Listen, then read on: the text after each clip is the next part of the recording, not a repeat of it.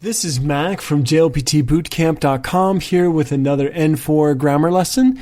And today we are going to talk about trying to do something, doing something in preparation for something, and talking about a state of completion using the te form and some helper verbs here. So to set the scene, your friend asks about your plans in Japan, and she asks, Nihon ni sunderu aida, nani o shitai no? And so first, to dissect that, Nihon is Japan, ni is in, sunde is the te form of sumu, which is to live. Iru, with the te form, gives you the ing form. So right now you're living in Japan. Aida is talking about the time that you're living in Japan. Nani is what, and shitai is want to do. So what do you want to do? No is the casual way to ask a question. So what do you want to do while you're living in Japan? You respond, Fujisan o nobotte mitai n da. And so you want to climb Mount Fuji. Fujisan is Mount Fuji, of course. O is the object marking particle. Nobotte is the te form of noboru, and mitai is I want to try, which has the exact same form as I want to see. So this can be kind of confusing to listen for and to pay attention for if you're not focused. But this form doesn't use the kanji for miru, but miru usually does, and you finish that sentence with nda, and nda is one of these difficult grammar points that doesn't get covered a lot. You won't see it on the test, but you will hear it a lot in casual conversation. And nda is most often used to give a reason, like why you did something if someone's asking. But in this situation, it's kind of like you're stating assertively that you've made this decision that you want to try to climb Mount Fuji. And it sounds the most natural to use this in this situation. You could say Fujisan o nobotte mitai. That would be grammatically correct, and the meaning would get across. But to be very native when you're speaking, using this nda is one of those key things that is quite difficult to learn because there is no English equivalent to it. But basically here it means you've assertively made the decision to climb Mount Fuji. And you were using the structure temiru, and that means to try to do something. So you just have to have the te form and then miru, te form of a verb. Usually verbs come before miru. For example, this sentence, Maku ga kitara hanashite mimasu. So Mac is Mac, my name. Ga is marking the subject, and kita is the past tense of kuru, to come, and the ra there makes it if, or actually when in this situation. So when Mac comes, hanashite is to talk, and mimasu is try. So when Mac comes, I'll try to talk to him about whatever the topic is that you want to discuss once I get there. Very simple. There aren't a lot of strong rules about this. In casual conversations, sometimes it can even be shortened down in some dialects to just mi. So mite mi. So, have a look at this. Or everything is kind of ending te mi, very casually. Again, you won't see that on the test, but you might hear it, some people saying in casual conversation. So continuing on, your friend gives you some advice. She says, Fujisan o noboru mae ni ibutsu o katte oita hou ga ii yo. And Fujisan is Mount Fuji. O is the object marking particle. Nobu noboru is to climb. Mai ni is before. I butsu is good boots. O, again, is object marking particle. Kate is to buy. And oita is in preparation for something. And hogai we learned before in, I believe that's an N5 level thing.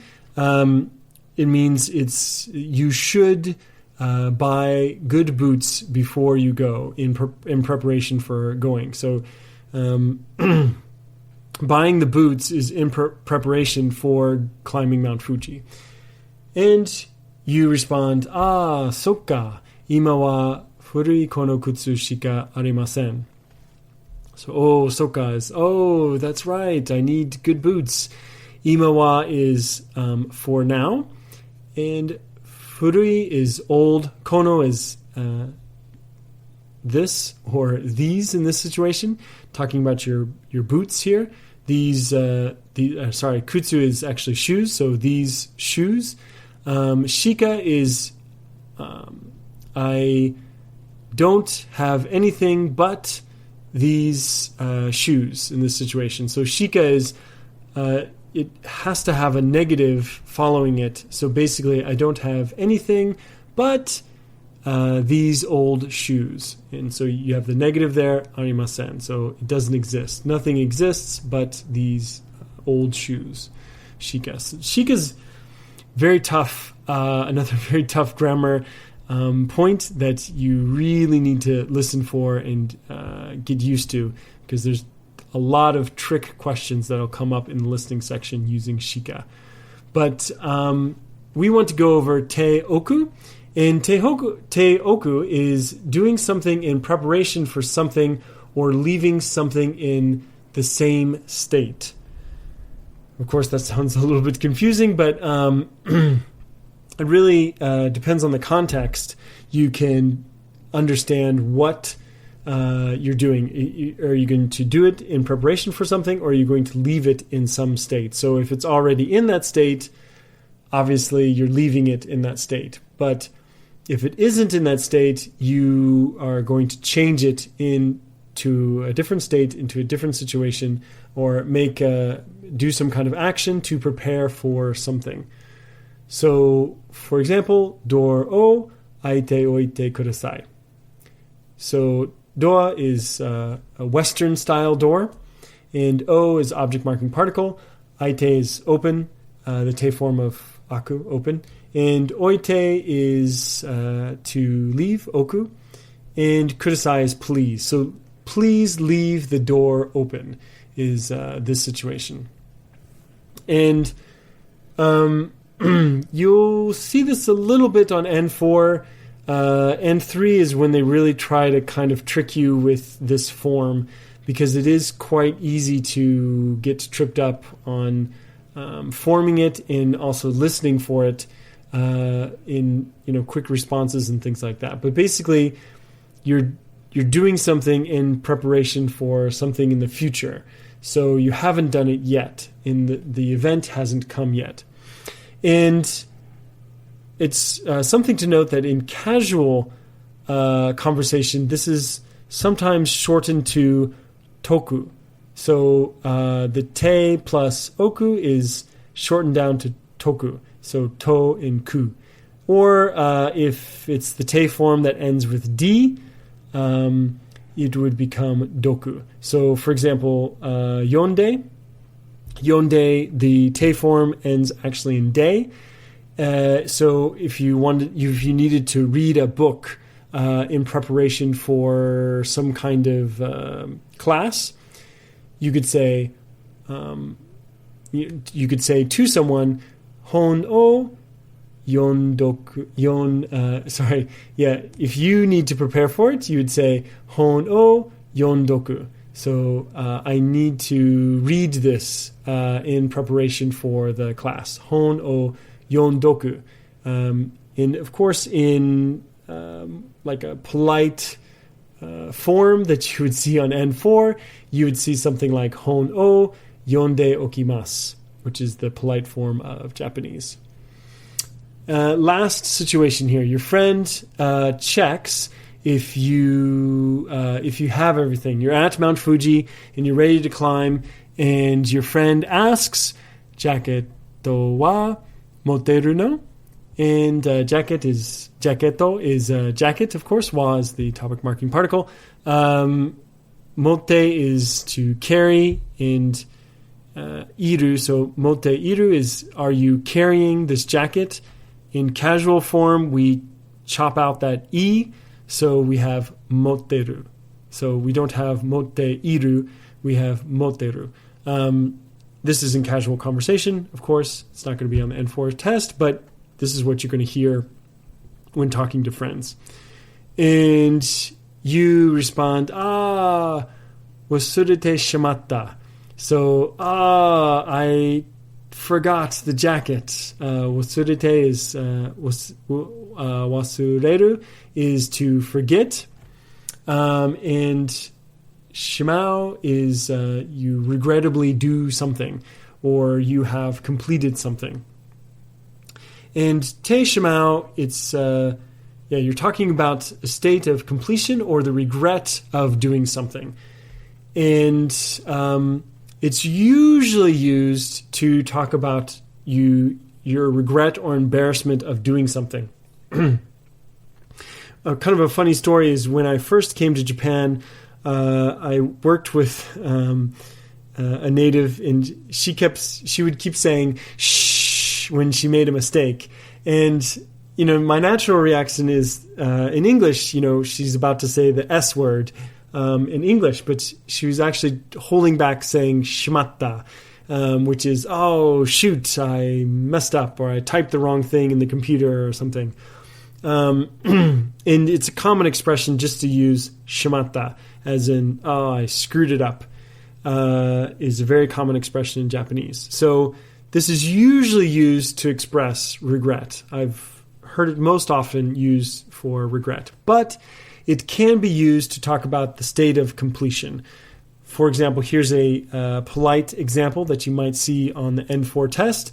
Ban gohan o tabete shimaimashita ka? So ban gohan is dinner, evening meal. O is the object marking particle. Tabete is the te form of taberu, which is to eat. And shimaimashita is the past polite form of shimau, which is, in this situation, you have reached a state of completion. You have eaten the evening meal. And ka is the object marking, is not the object marking particle, it's the question marking particle. So it makes the whole thing a question. So, do you think you know it all? Do you know how to use temiru, teoku, and teshimau? We're going to take a quick pop quiz here. So can you translate this into Japanese? Before tomorrow, please read this report.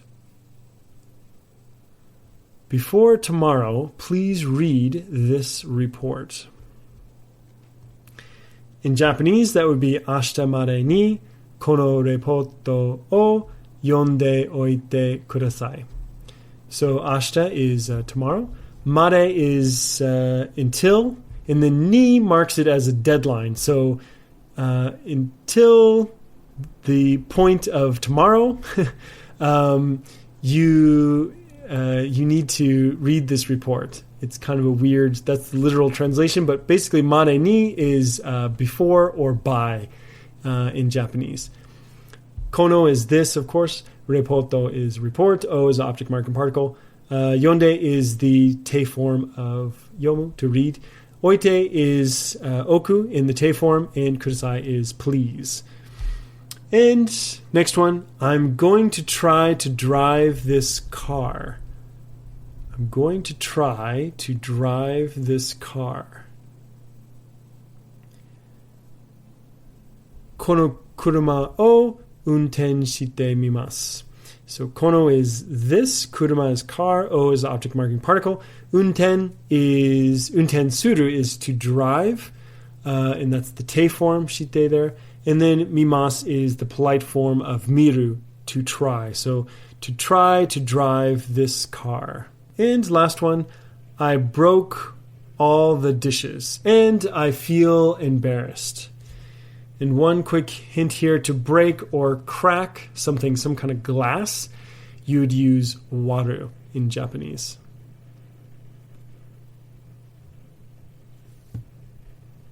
So in Japanese, that would be osara o zenbu watte shimaimashita. So osara is a plate.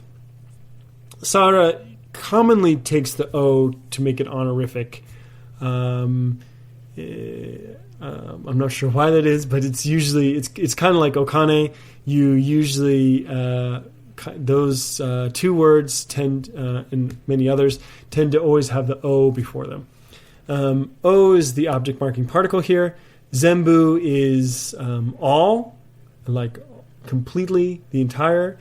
And wate is the te form of waru, to crack something, to break something that's glass, to shatter it. You could say kawarete here, which is kawareru, is to break something. You could use it. It's a little bit too general, so it sounds a little strange for dishes. But wate is the most native sounding, the most natural sounding way to phrase this. And shimaimashita, of course, to finish it off, that means you did it and you regretted doing it. You regretted smashing all the dishes, which is a very bad thing. So that is it. Today we went over temiru, teoku, and teshimau. So temiru is to try to do something. Teoku is doing something in preparation for something or leaving something in the same state. Teshimau is talking about the state of completion or the regret of doing something. Usually it's talking about regret. We usually use this in a regrettable situation. So that's it. If you know anyone that is studying for the N4 exam or is just kind of starting out in Japanese, they will probably find this video very helpful. So it would be a great help if you could send a link to this video off to them by using the share link and help them out. You can, of course, subscribe to this channel to get all the updates on N4 grammar. And if you have, you can follow me on Facebook at JLPT Bootcamp there, or on Twitter at JLPT Help. Love to hear from you any of those millions of ways. Until next month, keep on studying.